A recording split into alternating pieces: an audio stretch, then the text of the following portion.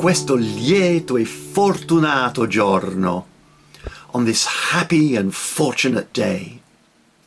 The first words from Act 1 of Monteverdi's Orfeo are very appropriate today as we celebrate the 55th anniversary of our dear theatre named for Natalya Sats. Today we remember two women inspired by the power of music.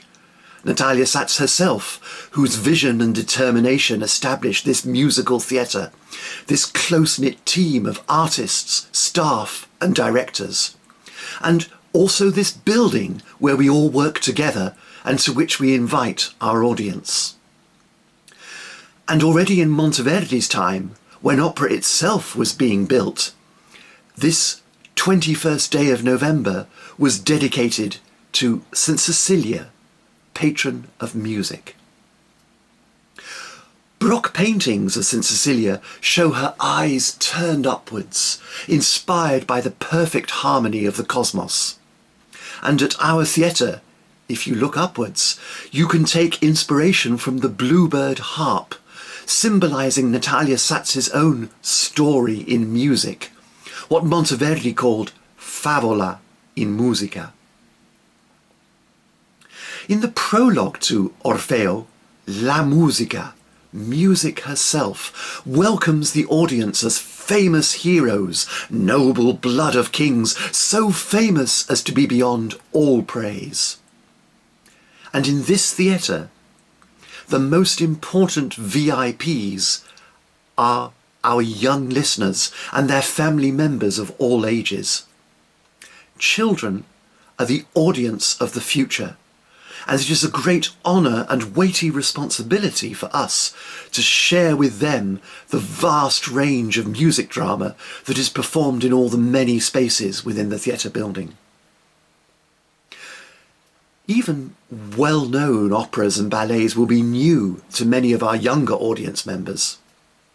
And Theatre Sats has been very active in commissioning new works, a tradition that goes back to Peter and the Wolf, a work that has by now introduced several generations of children to the instruments of the orchestra. Those unforgettable characters, animals and instruments, still welcome new visitors from above the theatre's main entrance. 400 years ago, opera itself was new. New instruments were invented to create the sounds of heaven and hell, and to accompany a new style of speaking in song.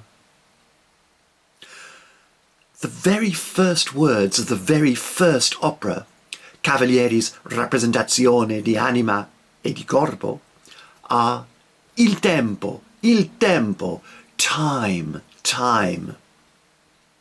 Natalya Sats's theatre building, a white box on the outside, full of magic on the inside, is a time machine powered by the shared imagination of performers and audiences that can take us to distant lands and ancient times.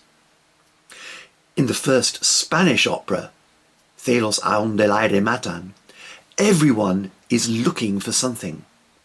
One seeks inspiration in the voice of nature. Another tries to find his true self before he is forgotten. A third struggles not to be defined by how others see him. Today, in these difficult times, as we all try to find inner peace amongst daily lives disrupted by the global pandemic, music and stories create unlimited imaginary space, a release from the pressures of lockdown and travel restrictions. And the theatre's sense of community brings us together in the strong rapport between audience, performers and backstage colleagues, in the magical moment of live performance, and, if we can't be there in person, by all the messages and music we share online. Thinking of Natalya Sats's life, and of our lives right now, perhaps it is true that the times when it is difficult, almost impossible, to do theatre are the very times when theatre and the determination to make it are most important. I look forward, more than words can express, to returning to Moscow and to Opera Omnia's work of supporting Theatre Sats's Baroque productions, of training young performers in early music, and of nurturing the growing family of early music singers, players and fans across the whole city and throughout the country. I look forward to seeing dear friends and respected colleagues, familiar companions and new audience members, to new explorations in the Baroque opera studio, to new professional productions, and to each new performance of much-loved shows. When she created her theatre for children, Natalya Sats built a bridge from music dramas of the past to audiences of the future.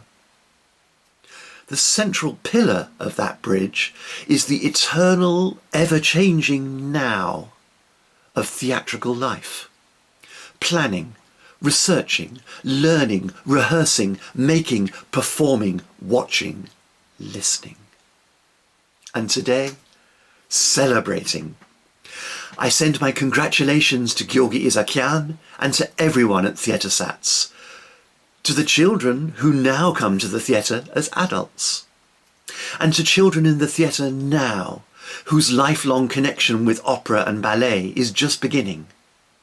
Congratulations for the legend of St. Cecilia's music, for the memory of Natalya Sats herself, and for this theatre she created.